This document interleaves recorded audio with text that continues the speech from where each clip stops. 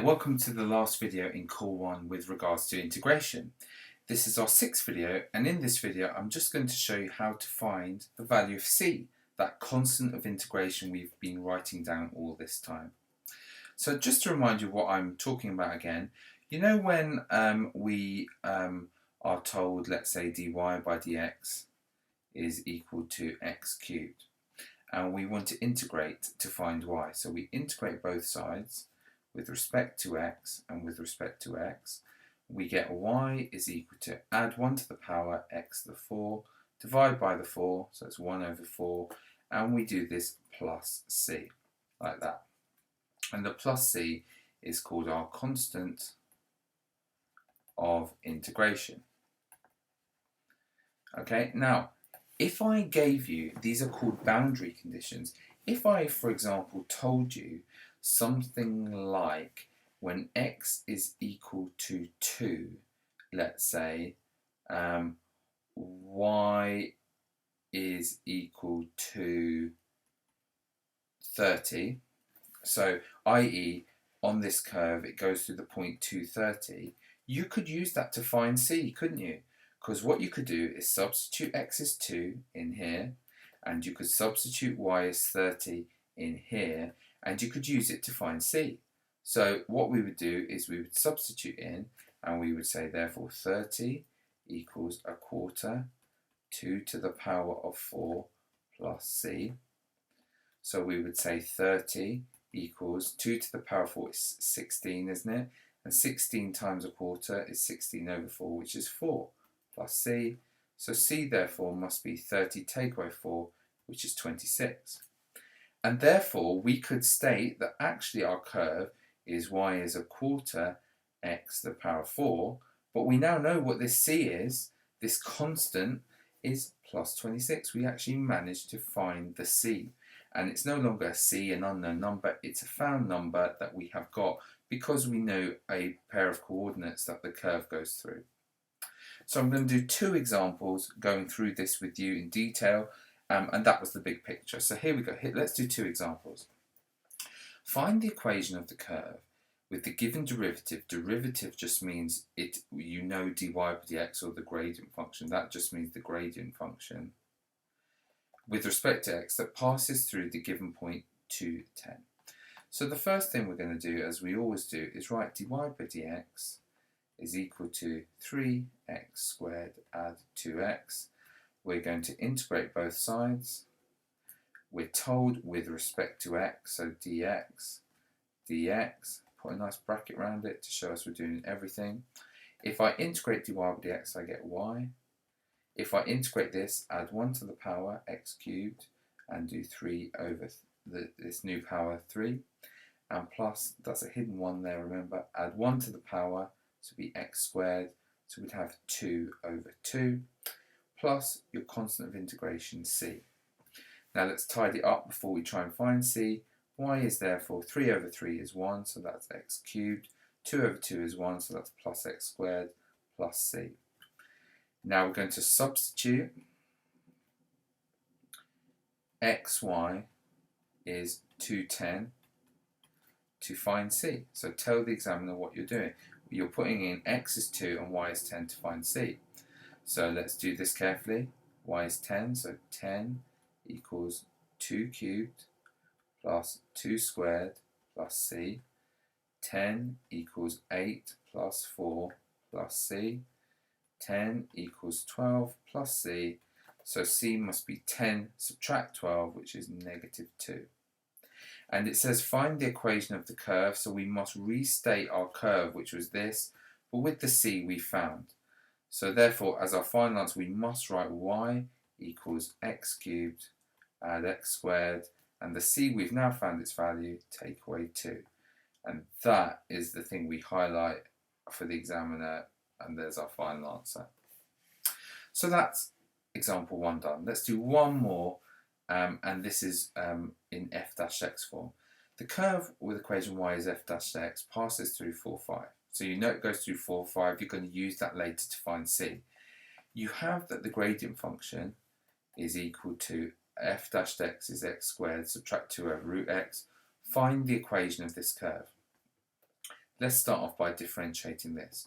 So f dash x, by integrating, is equal to x squared take away 2 over square root x.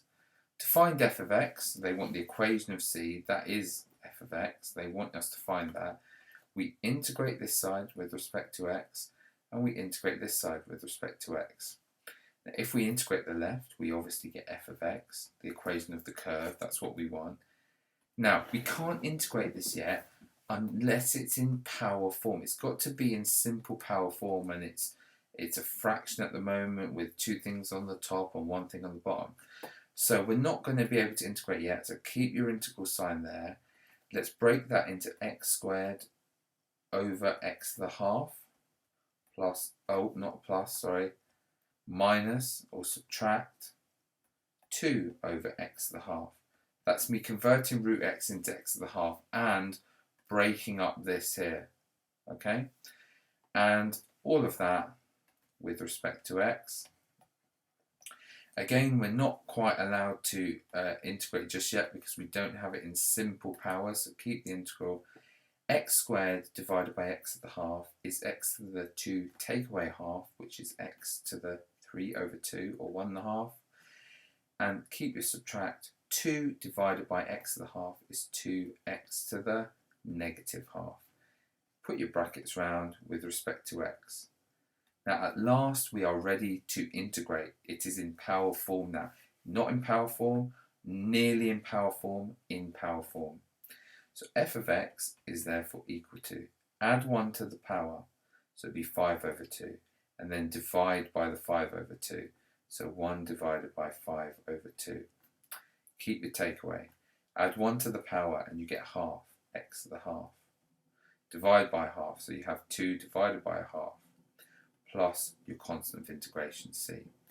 Let's tidy this up. F of x is going to be equal to 1 divided by 5 over 2 is 2/5, x to the 5 over 2. 2 divided by a half is equal to 4, so that's subtract 4, x to the half, plus constant. Now we nearly are done. The only thing is we don't know the constant, which we should be able to find. Continue on another page. So there is our f of x with this constant, and I'm going to sub xy equals 4, 5 in to find c.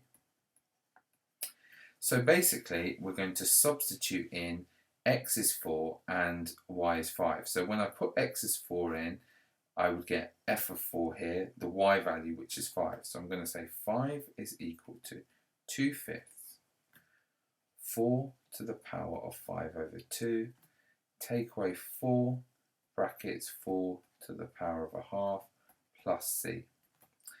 5 is equal to, now 4 to the power of 5 over 2, let's think about that. I'm going to keep the 2/5 there for now, and I'm going to write this as 4 to the half to the 5. Yeah?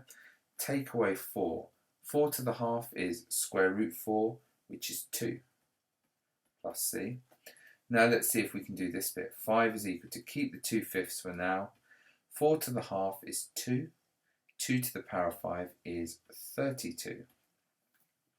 Take away 8 plus c. And therefore 5 is equal to, now 32 times 2/5, that's 32 over 1 times 2/5, which is equal to 64 over 5. Take away 8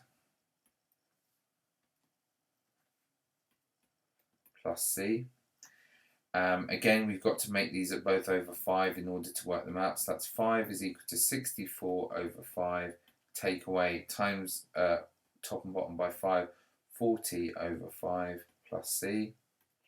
So 5 is equal to 64 over 5, take away 40 over 5 is 24 over 5 plus c.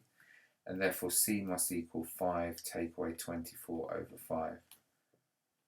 So c must equal to 25 over 5, take away 24 over 5.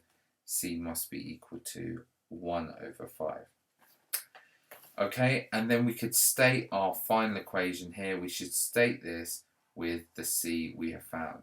So f of x is equal to 2/5 x to the 5 over 2, take away 4x to the half plus 1/5. And there we go, we have found the answer. Hope that made sense. Thanks for watching.